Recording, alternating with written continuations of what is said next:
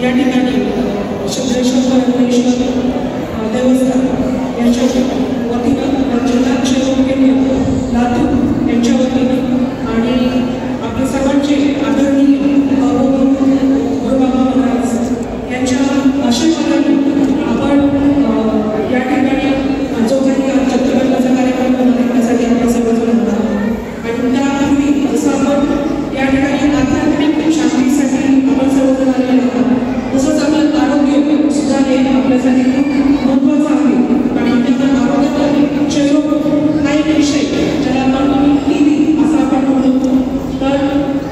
TB मुक्त भारत या मोठी मोहीम आपल्या भारत देशामध्ये